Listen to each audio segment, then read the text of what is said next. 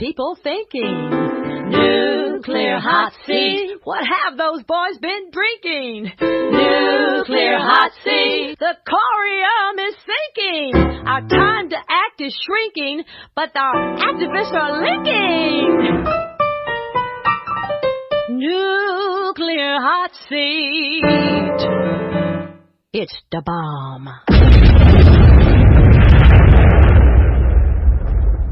Welcome to Nuclear Hot Seat, the weekly international news magazine keeping you up to date on all things anti-nuclear. My name is Libbe HaLevy. I'm the producer and host, as well as a survivor of the nuclear accident at 3 Mile Island from just 1 mile away. So I know what can happen when those nuclear so-called experts get it wrong. This week, we learn about zombie mines. No, not places with zombies, but, well, you'll understand more after we talk with Alicyn Gitlin, who coordinates the campaign to restore and protect the Greater Grand Canyon Ecoregion campaign for the Sierra Club Grand Canyon chapter. It's all about uranium mining in the Grand Canyon region and why that is not a good idea. Plus, you'll have the ever-popular numbnuts of the week, activist shout-outs, the Daily Show, Make Me Your Nuclear Pundit outreach, and more nuclear information than Fox Faux News, put that in quotes, could ever put together on their best year. All of it coming up in just a few moments. Today is Tuesday, February 24th, 2015, and here is the week's anti-nuclear news. In the U.S., a big win on the way to what we hope will be an even bigger win.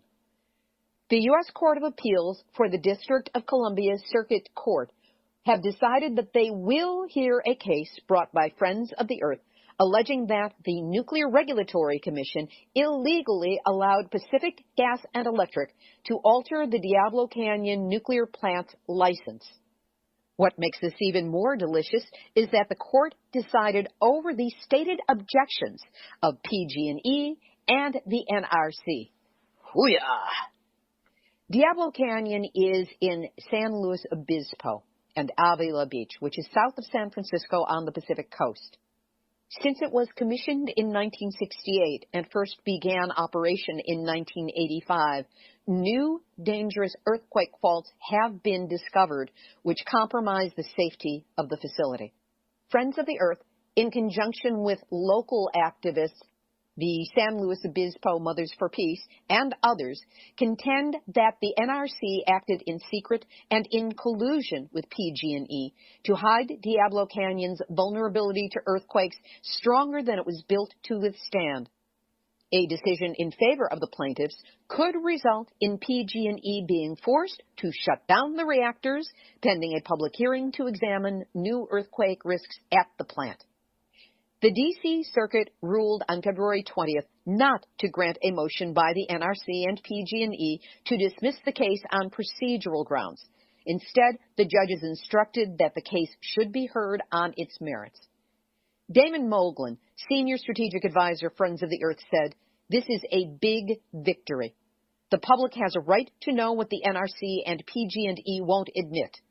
Hundreds of thousands of people are put at immediate risk by earthquake danger at Diablo Canyon.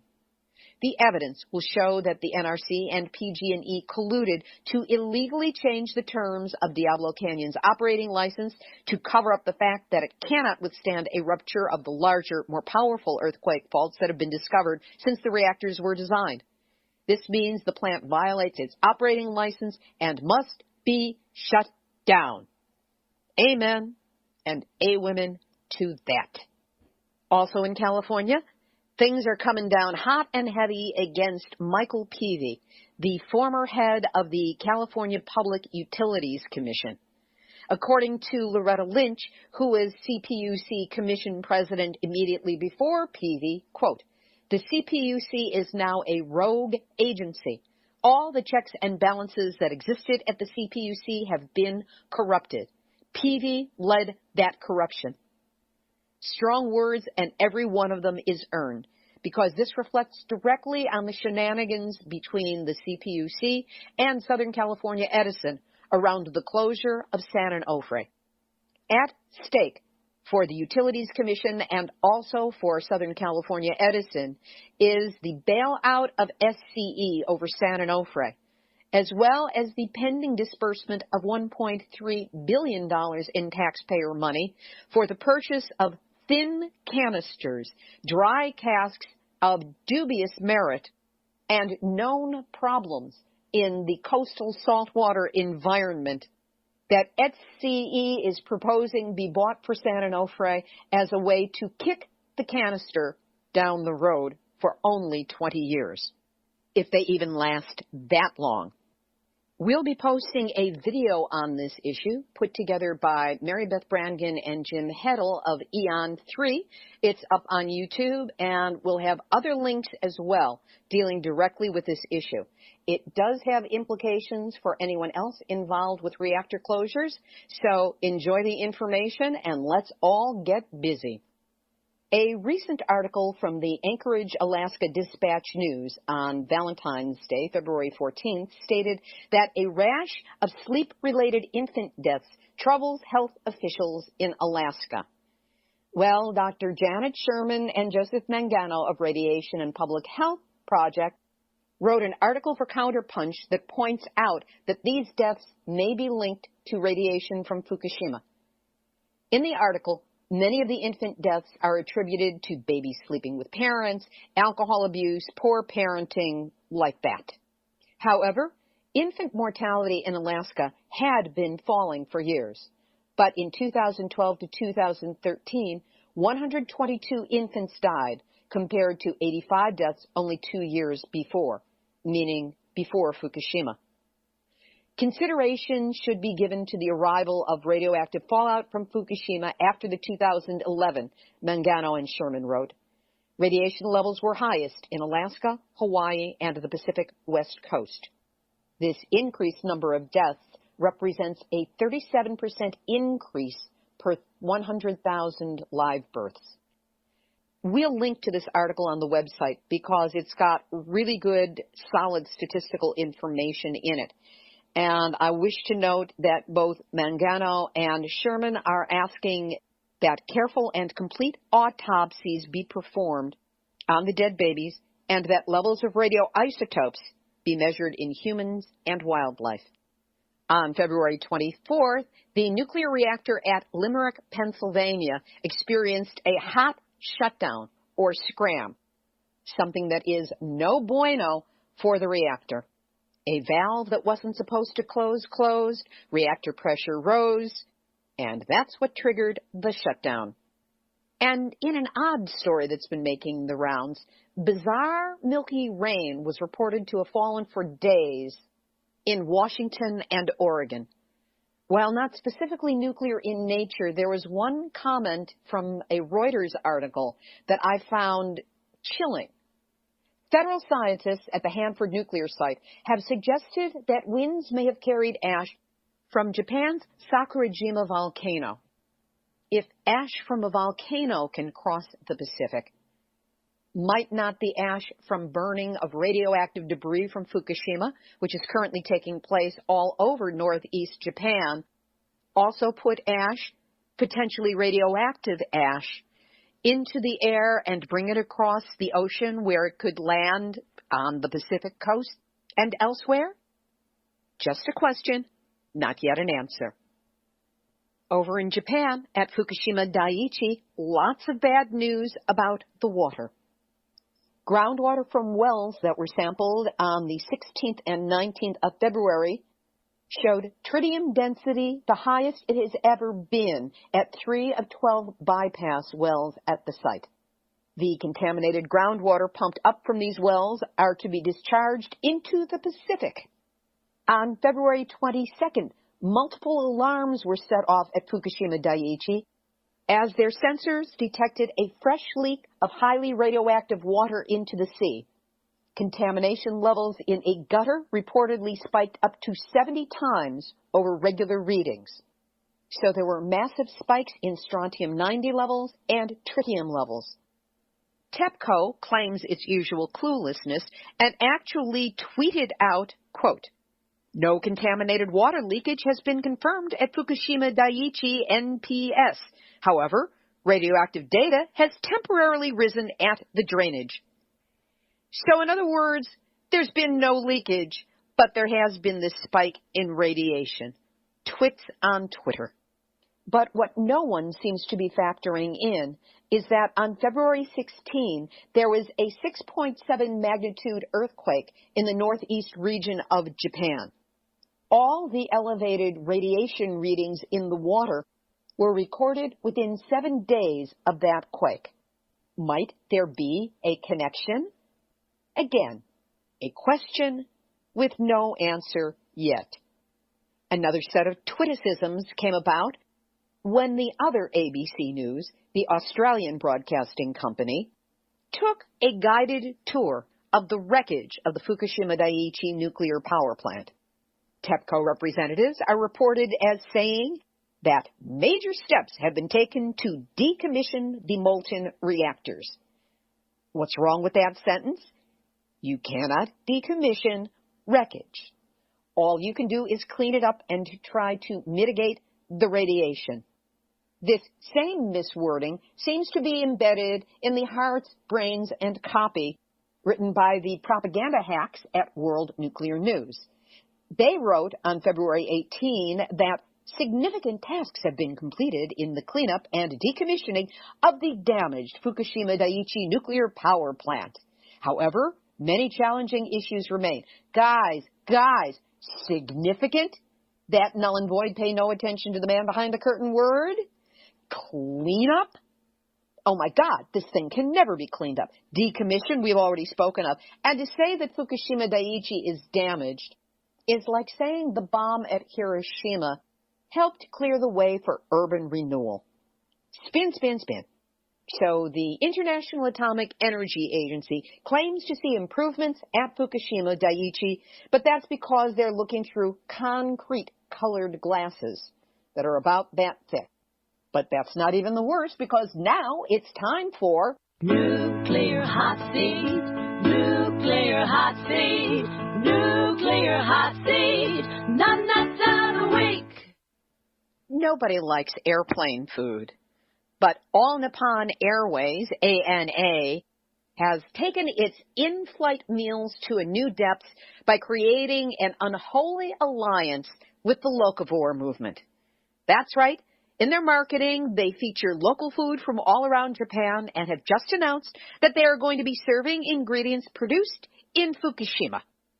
If you fly with ANA between this March to May, you might want to avoid certain foods that are known to be sourced from Fukushima, including peaches, tomatoes, beef, and 12 kinds of local Japanese rice wine, which will be served in their lounges during international flights.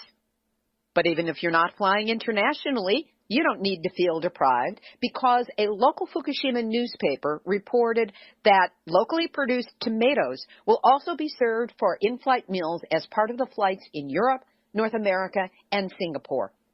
Strangely enough, this particular factoid is not mentioned on ANA's website for some reason. I wonder what that might be.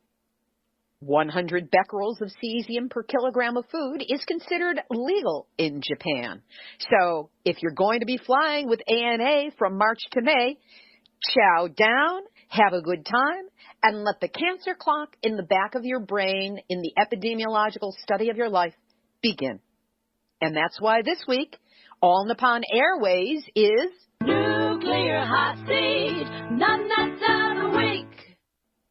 Checking the international news, Russia's bad nuclear past is coming back to haunt us all.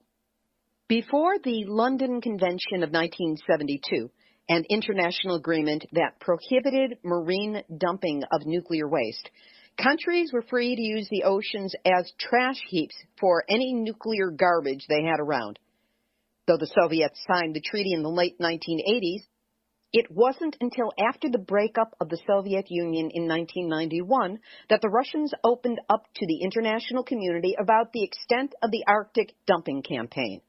I guess they were sharing their inventory from that new 12-step meeting, Nuclear Anonymous. And boy, did they have amends to make.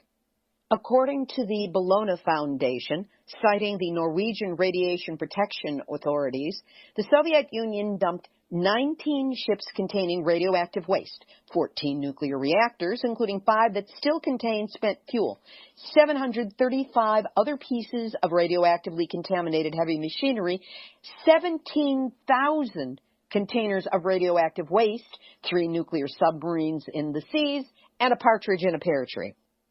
Some of what they dumped were in bodies of water that were often not that far from neighboring countries.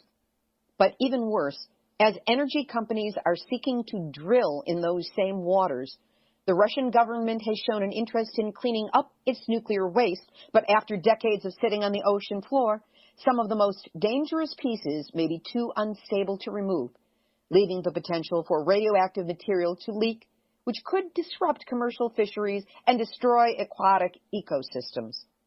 It's been proposed that if the waste can't be removed, it could be protected with covers that would keep radioactive material contained in the event of a leak.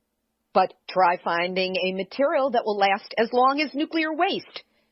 480,000 years, anyone? In the UK, a government advisor has warned that Britain's aging nuclear power plants are vulnerable to terrorist attacks by unmanned drones that could kill thousands of people.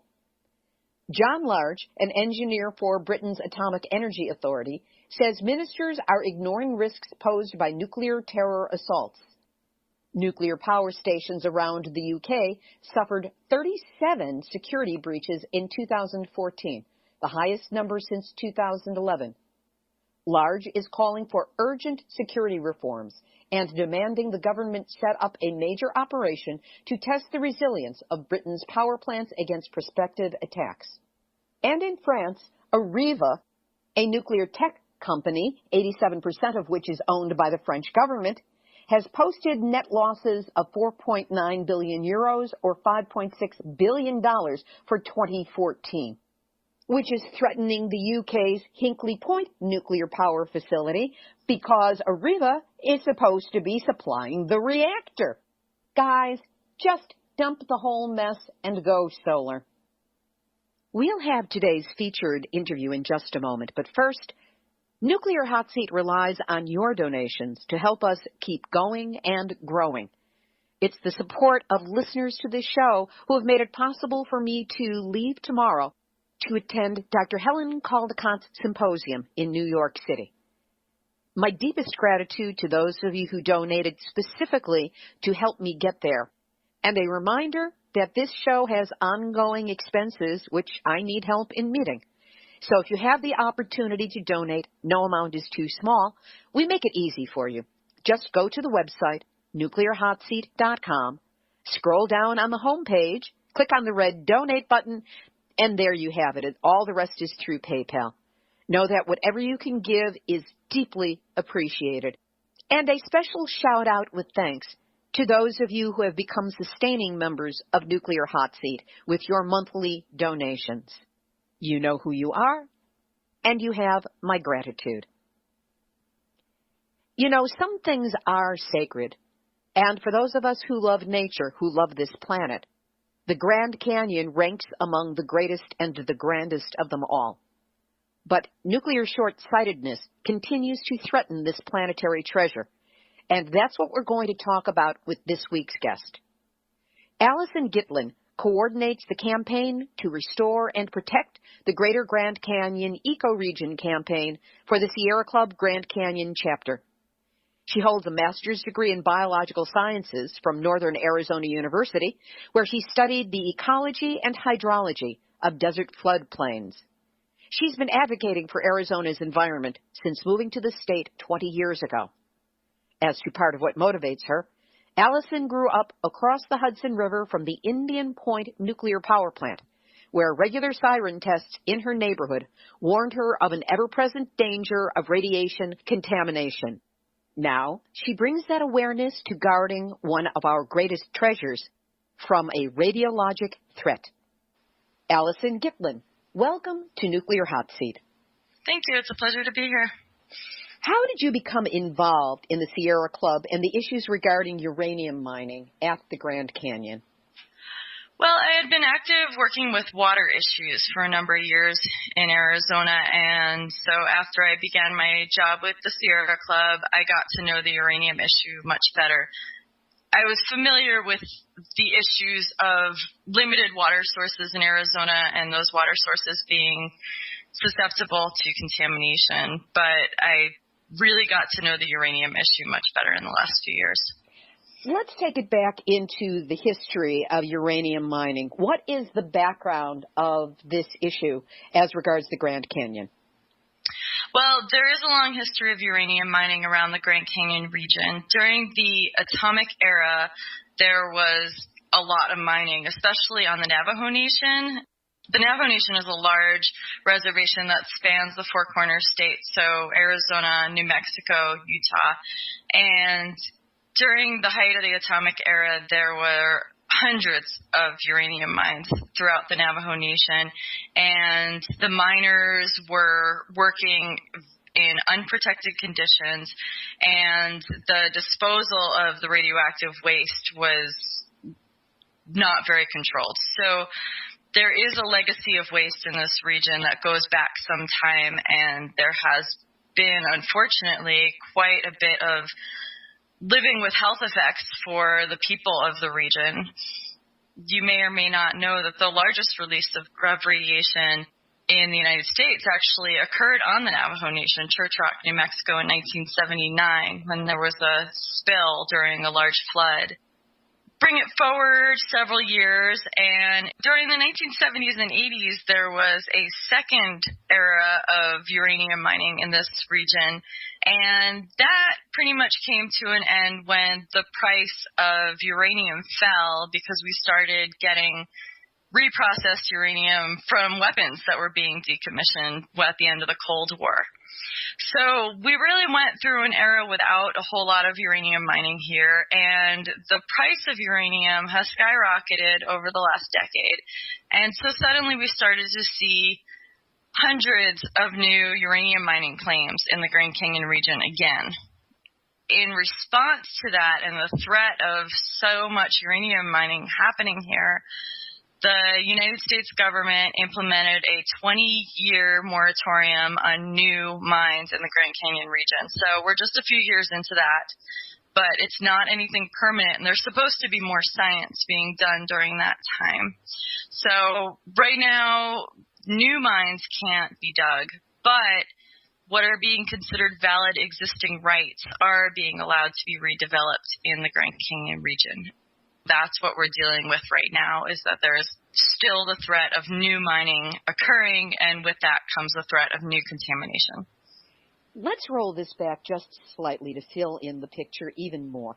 What is the biggest problem with uranium mining in the Grand Canyon region, and what's the biggest fear?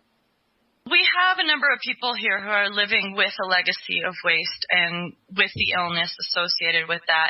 The Grand Canyon region is a very arid region. We have very limited amount of water, and most of the biodiversity, as well as the humans in the region, are dependent on places where the groundwater emerges in the form of springs. Once that groundwater is contaminated, we don't know how to clean it up. And so the problem we have is that on the Navajo Nation and on the Hopi Reservation, there are contaminated water sources. And where these new mines are being built around Grand Canyon, those places are also in contact with groundwater that feeds the seeps and springs of Grand Canyon within Grand Canyon National Park and just around it, as well as the Havasupai Reservation, which relies on springs that pour out of the ground there. We are spending tens of millions of dollars on the Navajo Nation to try and prevent plumes from spreading, and we don't know how to clean it up, let alone contain it. So why would we risk water sources that are not yet contaminated with contamination in this region? Oh, I think greed has a lot to do with it. But and when you say plumes, what are you referring to specifically? There are several areas where there's uranium in the groundwater and it's slowly spreading. For example, there's a place near Tuba City where groundwater is being pumped out of the ground, and the uranium is being separated from the water, and then water is being re-injected into the ground in an attempt to stop the spread of uranium contamination. And we just don't really know how to do this effectively. We don't know how to clean the groundwater and get all of the uranium out of it. Uranium has an interesting property, which is that when it oxidizes, so when you expose it to the air, it actually becomes more soluble in water. And so it's extremely hard to separate it from the water, and by mining, we are breaking it up, fracturing it, and we're actually making it more of a problem. Yeah. The thought of this happening in and around the Grand Canyon, which is such a not only United States, but also an international treasure, a planetary treasure, is heartbreaking. Now, you said that there was a 20-year ban that we are now in the middle of. There is a problem, however, with Canyon Mine. Why does this ban not constrain that particular mine? The 20-year ban on new mines does not apply to what are considered to be valid existing rights. Now, these are supposed to be places where they're already dug and already in operation, and where there is what is being considered an economically valid claim. Now, Canyon Mine is being considered one of these places because it sat on standby for decades. What do you mean that it was on standby? Standby is a state, we call them zombie mines. They essentially go into this state where they're not dead, they're sort of sleeping.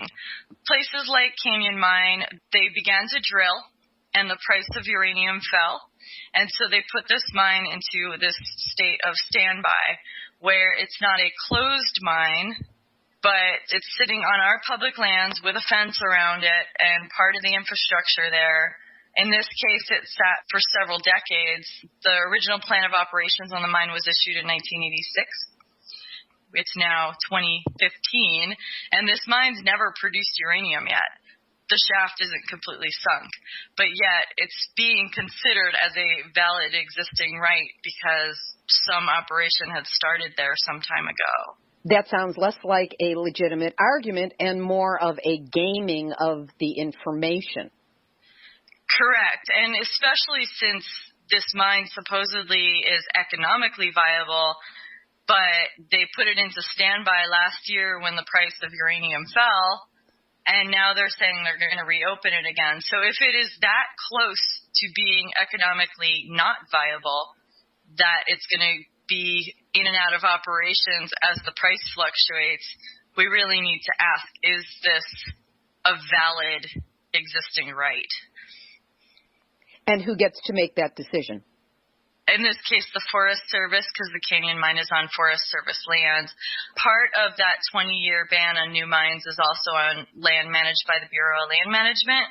So not all of these decisions are made by the U.S. Forest Service. Some could be made by the Bureau of Land Management. Let's talk about the specific risks from the Canyon Mine that make it so contentious. The Canyon Mine is very close to Grand Canyon, obviously. It's also above this groundwater plume that feeds the springs of Havasupai and of Grand Canyon.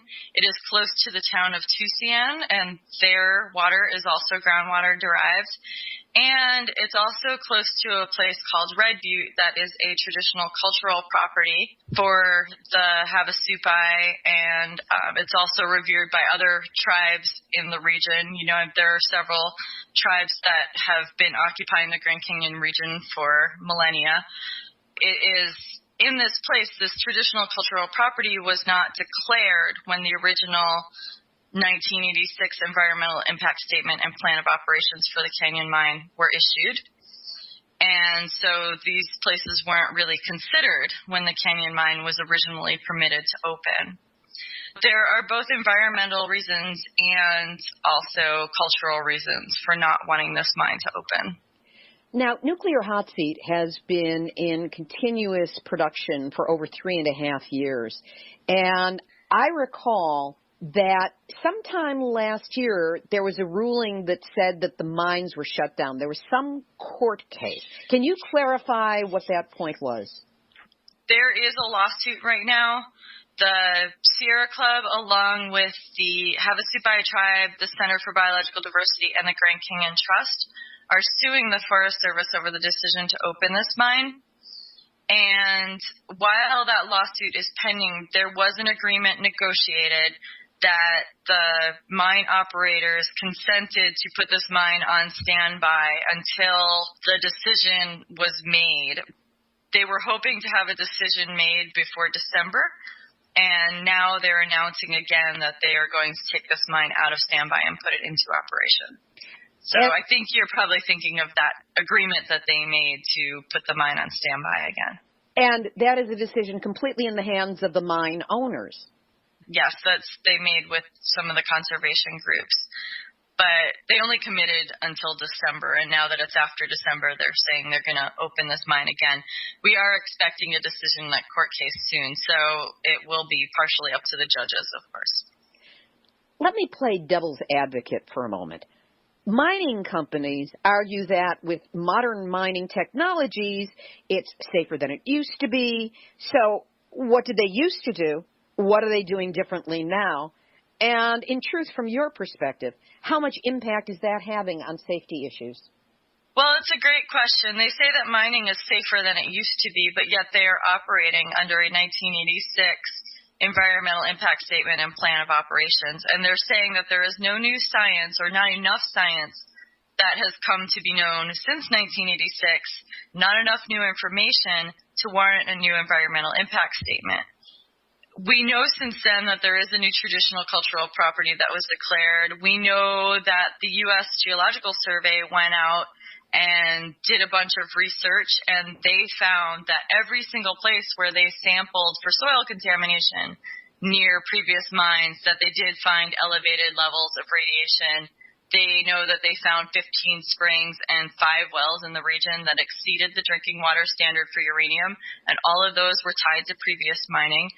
So we do have more information since 1986. If they are so sure that they are going to be cleaner this time and that they're not going to cause any impacts, then why are they afraid of updating their environmental impact statement? They're doing nothing differently. This is hard rock mining. They're going down and they are cutting the uranium out of the walls of their shafts, and they are bringing it to the surface, and then they are driving it to a mill and processing it at the mill. There is no difference in the way that they are doing this now than what they were doing in the 70s and the 1980s. You know, some of the people I've interviewed for this show are from northern Saskatchewan and our First Nations people in Canada. And they shared on the show about the legend that came down with their people, that there is a black rock in the earth. And as long as the black rock is left in the earth, it is safe and it will not harm anyone. But as soon as it is brought to the surface and touched, it becomes a danger. They didn't have equipment to be able to say, okay, this is uranium and let's test it. This was just something that was passed traditionally through the people that, of course, has been proven out with the danger that comes from uranium being brought to the surface and the contamination that comes with it. Given that this is on native land in the United States, what has been the health impact on the people who live in proximity with these mines and with the groundwater and springs that have been contaminated? The people of the Navajo Nation actually had extremely low cancer levels prior to the onset of uranium mining. It is fascinating when we look to these people because they have extremely long lifespans, and they were actually the target of studies because of the fact that there was so little cancer amongst them. Now that has changed. It's really sad. Of course, a lot of the people who did mine or who did drive the trucks around, unfortunately, we have lost a lot of these people already. Girls on the Navajo Nation have 17 times higher reproductive cancer rates than the general public. because of their exposure. There are elevated levels of several diseases that have been found in towns where there is more uranium mining and in closer proximity to tailings.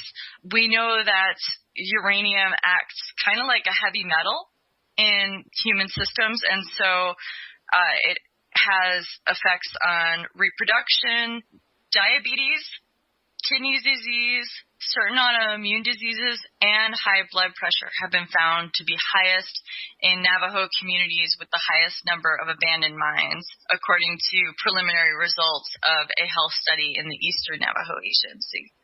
I have heard that diabetes levels are elevated in areas close to mine tailings, even above the already elevated levels of diabetes that we see on the reservation. These people have been dealing with a horrible, horrible legacy, and it's heartbreaking when you talk to these families. I sat with this one woman, and she was telling me, oh, yeah, the EPA came out here, and they did measurements, and they said that my kitchen was hot, but my bedroom was fine. And I said, when was that? Oh, about a year ago. I just can't imagine other cultures having to deal with this. When, oh, your kitchen is radioactive, but your bedroom's fine. And I just can't imagine anybody dealing with that, and then it taking a year for somebody to get back to them and tell them what to do about it. That's not an uncommon situation in Japan, if they're even acknowledged to have a problem there at all after Fukushima. Of course, mining companies also are promising that they're going to be able to reclaim these places so nobody would even know they were there, not even a fingerprint or a footprint left behind. How successful have previous mine restoration projects been? And what, if any, assurances do we have that current mines will be fully reclaimed? We have no assurance that there is any capability to fully restore these areas. The USGS went out, as I mentioned, and they put out a report in 2010 based on research that they did around the Grand Canyon. They sampled a number of mines. They sampled a number of springs that were in proximity to mines. And everywhere they looked for contamination, they found it. They found soil contamination. They found some water sources, wells, and springs that were contaminated as well. And all of those were associated with mining. The Orphan Mine in Grand Canyon, it's actually a mine that's in Grand Canyon National Park and has been since closed. That was pointed to in the environmental impact study for the Canyon Mine as an example of how we can successfully reclaim abandoned mines. Later on, it was found that that area was extremely hot. They had to move the fencing further back because the soil contamination extended so far from the mine site. And our taxpayer dollars paid to have that area cleaned up. The areas on Bureau of Land Management lands that are supposedly cleaned up have been exposed to things like flooding that has washed tailings down into our public lands where that uranium ore is now sitting there, contaminating areas where people recreate, where wildlife go and drink. We do not know how to clean these places up. And the fact that the Bureau of Land Management brags about being able to clean these places up so that you would never know they were there makes me a little upset as someone who recreates on public lands, because these are not places I want to camp. These are not places where I want to pump water with a water filter so that I have hydration while I'm hiking. These are not places where I necessarily want to be hunting when animals are grazing in these areas. And yet they're not necessarily signed, or, we're not notified of the fact that these were areas that were previously mined. It's very upsetting. And so the fact that they claim that you won't see it, you won't see it unless you go out with a Geiger counter. This is terribly upsetting. Given that the Orphan Mine, for the one that you named, is actually in the Grand Canyon, to what extent have tourists been informed that this is a potential risk? And if they haven't been, what do you think would be the impact if they were? Well, there is now signage. It's very low key, but there is fencing with signage, and it says something like restoration area. It doesn't really notify people completely.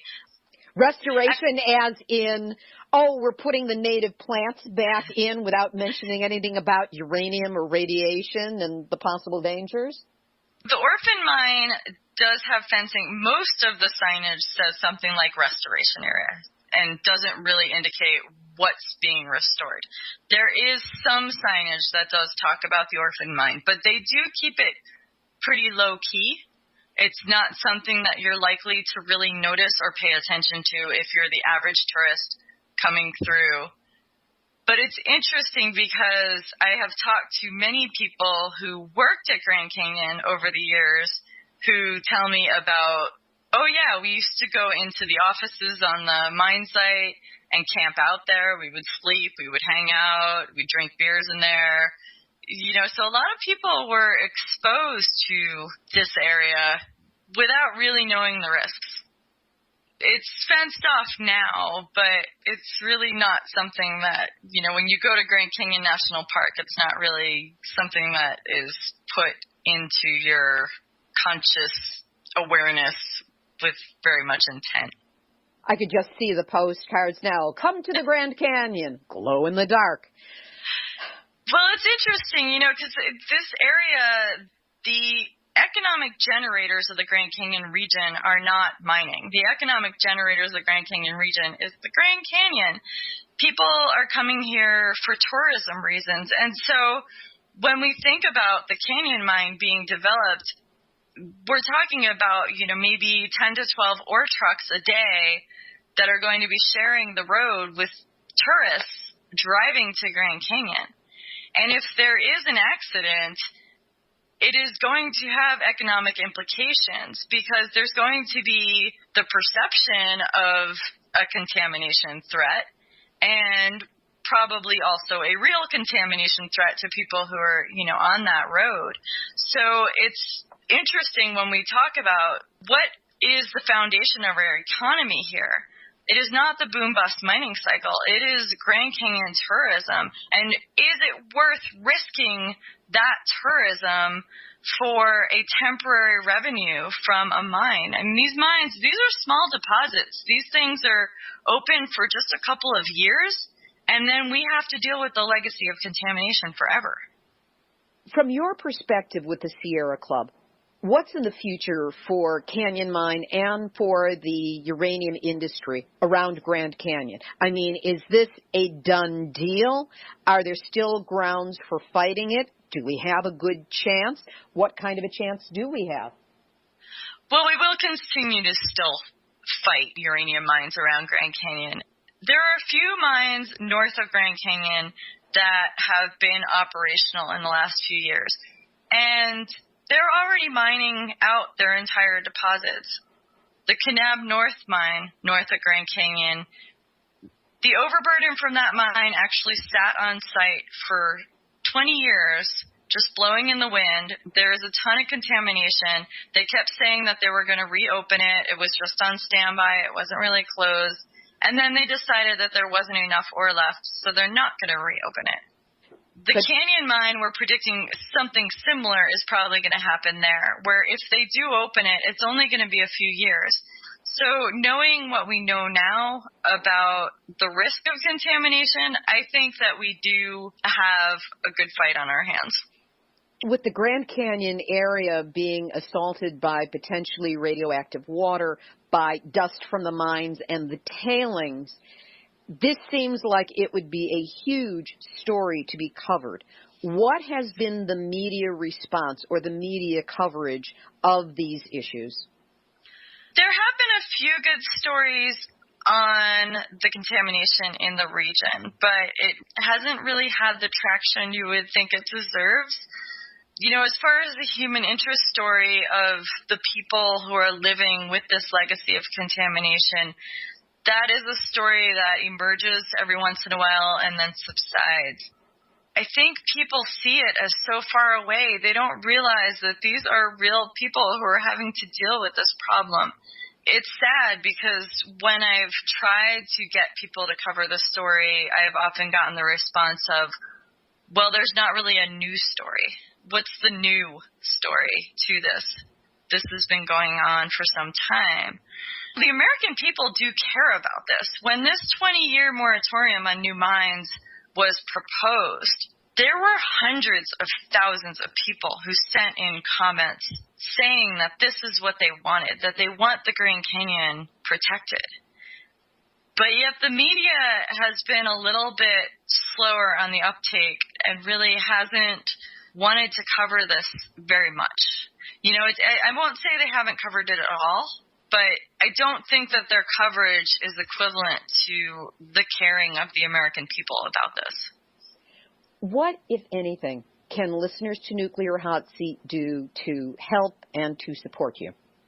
One of the things that we are trying to do is to create a national monument in this area, because a national monument designation would prevent the establishment of new mines in the area. It would make that 20-year mining ban permanent. There are other bits of legislation that have been introduced. Raul Grijalva is an Arizona representative who several years in a row has introduced a Grand Canyon Watershed Protection Act that would make that permanent, but unfortunately that bill has never gotten out of subcommittee or committee, and so it's never gotten to the main floor of the House of Representatives. And so instead we are proposing to create a national monument in the entire region, and that would be called the Grand Canyon Watershed National Monument. And so if people are in support of that, what they could do is to write to President Obama and say that they would like to see a Grand Canyon Watershed National Monument created. They could write to the Secretary of the Interior, Sally Jewell, and say that they are fully behind this idea. If they're interested, they can search online. There are a number of conservation groups who have letters ready to go that they could just, click and send. They could also contact our local, if they're in northern Arizona, they can contact our representative, Ann Kirkpatrick, and thank her because she just sent a letter to President Obama along with Raul Grijalva and Ruben Gallego saying that they support this idea of a national monument. And so if people are in Arizona, if they could send a thank you to those representatives, I think that would be great as well, so that they can see that they're doing the right thing, they are on the right side in promoting this. You will, of course, provide a link to the people you wish to have contacted, and especially a link to the models of the letters that we might be able to grab and send. And I will put that up on our website, nuclearhotseat.com, under this episode, number 192. There is another risk from these mines in the Grand Canyon region that I haven't yet mentioned, and that is the industrialization of the Grand Canyon region. These mine sites, each one has a road to it, has power lines to it. Each one has 10 to 12 trucks a day going into it, coming out of it, depending on the size of the mine. Each one has noise impacts and drilling and rock crushing operations. And if you think about the fact that there are hundreds of mine claims in the region, if these mines are built and those roads and those power lines are put up and the fencing and the head frames and the lights at night, we are taking one of the largest intact core habitats that we have in the United States. I mean, a place that you can go to be in the middle of nowhere, to really feel what wilderness feels like. And we're talking about industrializing that landscape. And that is another risk that these mines bring to this region. And the American people don't want that. The American people really cherish Grand Canyon. If you go out and you ask people about this, what do they want to see in the Grand Canyon? They are not saying that they want to go and see mines. They want to go and experience wilderness. They want to go experience the forest. They want to go experience the canyons and the springs and the wildlife. They want to go and take their families out biking or hiking.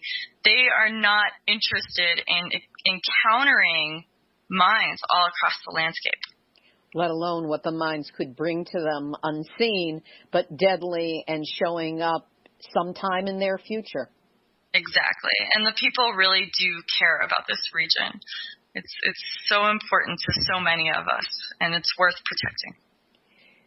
Alicyn Gitlin, I'm glad that you're one of the people who is working to protect our precious Grand Canyon, and I want to thank you for being my guest this week on Nuclear Hotseat. Thank you. Alicyn Gitlin of the Grand Canyon chapter of the Sierra Club. We will have links to the letters and websites she mentioned up on our website, nuclearhotseat.com, under this episode, number 192. Hey, John Stewart.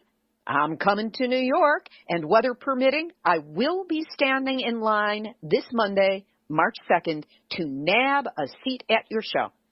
Now, I got the pre-ticket, but do you really want me risking pneumonia in order to get in and see you there? Look, Booby, I'm not asking for a red carpet, but a red sleeping bag, tent with a warmer, or, hey, how about just a place to hang out in the lobby of the building in front of a heater? Any of those would be appreciated because, really, dude, it is cold there for a California girl. I am looking forward to mingling our energy fields, even if it is with me sitting humbly in the audience. So get me on your show. Put me on your writing staff. Get me on the air as your nuclear pundit before you go sailing off into the sunset. Activist shout-outs. There is a list of events planned for the March 11 4th anniversary of the start of the Fukushima nuclear disaster. It can be found on Facebook. What you need to do is search on Facebook for 3.11 Fukushima, and it will come up. The entire title is 311 Fukushima 4th Anniversary Actions. But 311 Fukushima, and it will come up. Lots of things that you can participate in, whether you're close to one of the major population centers or not. One action that we can all take is to intentionally reduce the amount of electricity that we use on March 11. Unplug Nuclear Power is calling for us to shut off extra lights and cut back on electronics so that we use only essential systems, such as our furnace and refrigerators. They also suggest that we disconnect from the grid if we can.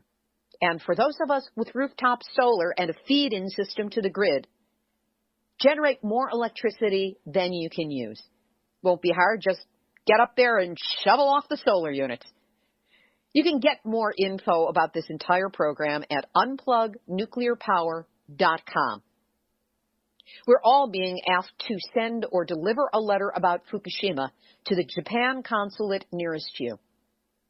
At Fukushima 4th Anniversary Events.blogspot.com, there are all the specifics and a link to a copy of a letter that you can use.